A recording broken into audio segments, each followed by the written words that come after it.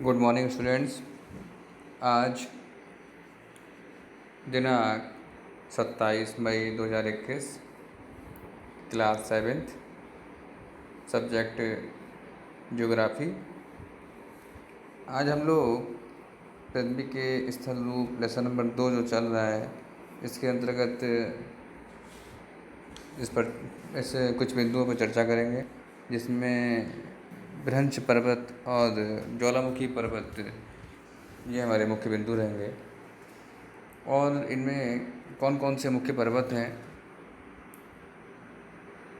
साथ ही साथ आज के प्रश्न उत्तर पर भी चर्चा हमारी होगी, जिसमें प्रश्न नंबर 1 का घ और दूसरे का रिक्त स्थान, इस पे आज हम लोग चर्चा करेंगे। चलिए स्टार्ट करते हैं वीडियो को।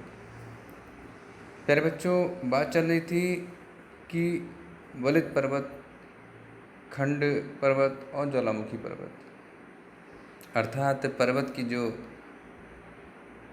प्रकार हैं पर्वतों के, वो 3 प्रकार हैं। वलित पर्वत पे हम लोग बात कर चुके हैं, हिमालय, और उसके बाद Elburz, Alps, Atlas, Drakensberg, Rockies, Andes, great dividing range, वैसे ग्रेट हिमालयन भी है। आप लोग किसी भी मानचित्र पर, विश्व के मानचित्र पर इन सब को आप देख सकते हैं। अब हम बात करते हैं खंड, यानी नंबर 2 खंड या भ्रंश पर्वत, जिसको हम लोग इंग्लिश में ब्लॉक माउंटेन कहते हैं।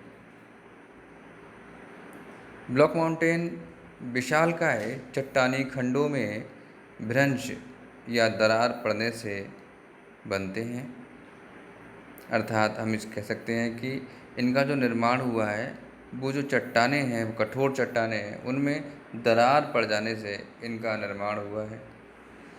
चट्टानों के भ्रंशित होकर ऊपर उठने या नीचे धंसने से भ्रंश पर्वत अस्तित्व में आते हैं। देखिए, ऊपर उठने या नीचे धंसने, देखिए जितने भी पर्वत हैं, ये सब ज्वालामुखियों के ही रूप हैं, ज्वालामुखी के रूप बने हैं, उनके अनुसार ही बने हैं। जो लावा बाहर निकला है, यानी मैग्मा निकल कर जो लावा बना है, उनसे ही जो है पर्वतों का निर्माण हुआ है। तो जो दूसरे प्रकार का जो पर्वत है, भ्रंश पर्वत, उसमें ये कहा जा रहा है कि जो भ्रंश पर्वत है, वो चट्टान या तो नीचे खिसक गई है या काफ़ी ऊंची चली गई है, तो ऊपर उठने से या नीचे धंसने से भ्रंश पर्वत जो है वो अस्तित्व में आए हैं। भ्रंश पर्वत के निकट बनी घाटी भ्रंश घाटी कहलाती है। भ्रंश घाटी कहलाती है। काफ़ी गहरी घाइयाँ, जो उसमें खाइयाँ होती हैं, बहुत घाटी, बहुत गहरी हो जाती है। भारत में नर्मदा नदी, विंध्याचल से निकलने वाली विंध्य एवं सतपुड़ा पर्वतों के मध्य भ्रंश घाटी में बहती है।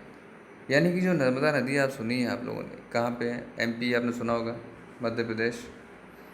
नर्मदा वहाँ की जो है प्रमुख नदी हैं, माता हैं, नर्मदा माता आप पूजनीय हैं। और आप लोगों ने कई बार चर्चा में भी सुना होगा कि नर्मदा का जो पानी है उसको साफ़ किया जा रहा है। तो जो है नर्मदा नदी, ये विंध्याचल पर्वत और सतपुड़ा की पहाड़ियों के मध्य भ्रंश घाटी में बहती है। विश्व के प्रमुख भ्रंश पर्वत वॉस्चेस, ब्लैक फॉरेस्ट, सियरा नेवादा आदि है।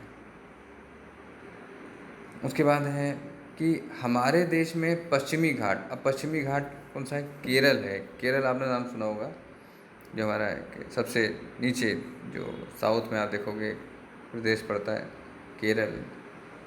तो वहाँ पश्चिमी घाट उसको बोलते हैं। पश्चिमी घाट जो है केरल और तमिलनाडु साइड का जितना भी एरिया है, ठीक है, वो सब भ्रंश पर्वत का प्रमुख उदाहरण है। इसमें एक पर्वत है नीलगिरी पर्वत श्रृंखला, तो वो जो है हमारा वो भ्रंश पर्वत के अंतर्गत है। तो पश्चिमी घाट जो है वही है पूरा। इसको हॉट स्पॉट भी बोलते हैं। क्यों हॉट स्पॉट इसलिए बोलते हैं? क्योंकि सबसे ज़्यादा जो वनस्पतियाँ हैं वो वहाँ पाई जाती हैं। मानव जो मनुष्य की प्रजातियां हैं वहाँ पे, लेकिन कम है जनसंख्या और जंगल काफ़ी ज़्यादा है, इसलिए जो है वहाँ पे। अब हम बात करते हैं ज्वालामुखी पर्वत की। आपके सामने एक चित्र एक नज़र आ रहा है। इस ज्वालामुखी का नाम है मोना लोबा। तो ये मोना लोबा जो हमारा ये ज्वालामुखी है, ये जो अमेरिका है, अमेरिका का हवाई द्वीप नाम सुना होगा आप लोगों ने। हवाई द्वीप में ये स्थित है। दुनिया का सबसे बड़ा ज्वालामुखी है, बहुत ही खतरनाक है। और ये सक्रिय ज्वालामुखी, मतलब ये जो है इससे लावा उद्गार हो रहा है लगातार, और ये लगातार बढ़ रहा है, धीरे धीरे बढ़ रहा है ज्वालामुखी। बहुत ही खतरनाक ज्वालामुखी है ये। तो खैर इसके बारे में चर्चा करते हैं, बाद में करेंगे। तो ज्वालामुखी यानी कि पर्वत जो होते हैं, यानी कि वॉल्केनिक माउंटेन इनको बोलते हैं इंग्लिश में, जिनमें जो ज्वालामुखी बने हुए हैं, अभी भी उद्गार हो रहा है, ऐसे पर्वत हैं। ज्वालामुखी भूपर्पटी पर एक मुख्य या खुला द्वार होता है जिससे मैग्मा या लावा पृथ्वी के धरातल पर आता है। जो लावा है वो लगातार बाहर निकलता रहता है। द्वार या मुख से गर्म लावा बाहर आने के कारण इसे ज्वालामुखी भी कहते हैं। ज्वालामुख बताया आपको, पहले बता चुका हूँ, ज्वाला और मुख, तो ज्वाला का मुख इसलिए। इस द्वार के चारों ओर लावा एकत्र होने से शंकु के आकार की आकृति बनती है। इसे ज्वालामुखी पर्वत कहते हैं। विश्व के कुछ प्रमुख ज्वालामुखी पर्वत मोना लोबा आपके सामने प्रस्तुत है, चिम्बोराजो, क्राकाटाओ, विसुवियस, पिलिनियन आदि ज्वालामुखी है। भारत का एकमात्र सक्रिय ज्वालामुखी अंडमान और निकोबार द्वीप समूह पर स्थित है, जिसका नाम है बैरन द्वीप। तो उसका नाम भी बैरन द्वीप के अनुसार ही है, बैरन ज्वालामुखी बोलते हैं उसको। और वो देखिए, ये है हमारा बैरन ज्वालामुखी, बहुत ही खतरनाक लेकिन शांत है। कुछ समय पहले इसमें हलचल देखी गई है कि कुछ सक्रिय हुआ है। ये बहुत ही खतरनाक है, बहुत खतरनाक। तो ये लेकिन भारत से थोड़ा सा अलग है। आपने सुना होगा अंडमान निकोबार द्वीप समूह के बारे में, तो ये वहाँ पे वहीं के जो है ये चित्र भी है। देखिए लगातार यहाँ से इस प्रकार देखिए कितना खतरनाक है, आपको दिख रहा होगा। एकमात्र ज्वालामुखी है भारत के अंदर, वो भी जो है भारत से थोड़ा हटके है। बैरन ज्वालामुखी इसको बोलते हैं, बैरन द्वीप पर स्थित है। तो सक्रिय तो नहीं है, लेकिन सुनने में आया है कि धीरे धीरे इसमें से सक्रियता बढ़ रही है। चलिए अब हम लोग इसी चर्चा में आज प्रश्नोत्तर की श्रृंखला आगे बढ़ाते हैं, जिसमें प्रश्न नंबर 1 का घा रह गया था। का खा गा हो चुकी हैं पिछली श्रेणियों में। घा है महाद्वीप और महासागर किस श्रेणी के उच्चावच हैं। तो इसका उत्तर तो आपको भली बात ही पता होगा, पहले की कई बार चर्चा की जा चुकी है। तो महाद्वीप और महासागर प्रथम श्रेणी के उच्चावच हैं। दूसरा प्रश्न है रिक्त स्थानों की पूर्ति कीजिए।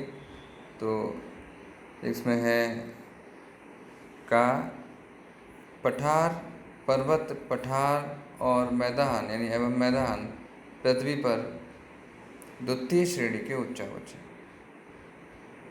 2 बार श्रेणी लिखा हुआ है, आपको एक ही बार लिखना है, द्वितीय श्रेणी के उच्चावच हैं। ठीक है, प्रथम श्रेणी आपको दिख गई, महाद्वीप और महासागर।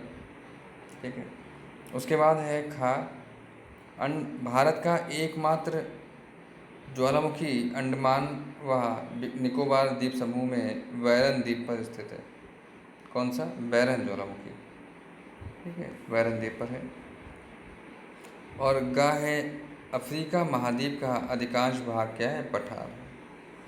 तो अफ्रीका जो महाद्वीप है तो उसका जो अधिकांश भाग है वो पठार है। साउथ अफ्रीका का नाम आपने बहुत सुना होगा, तो वो अफ्रीका महाद्वीप में आता है। तो उसका अधिकांश भाग पठार है। तो इस प्रकार से प्यारे बच्चों, हमने आज ये प्रश्नों की श्रृंखला को समाप्त किया और आज चर्चा को सुंदर बनाया। आगे भी ऐसी चर्चा बनी रहे, आशा करता हूँ आप लोगों को अच्छा लगा। धन्यवाद।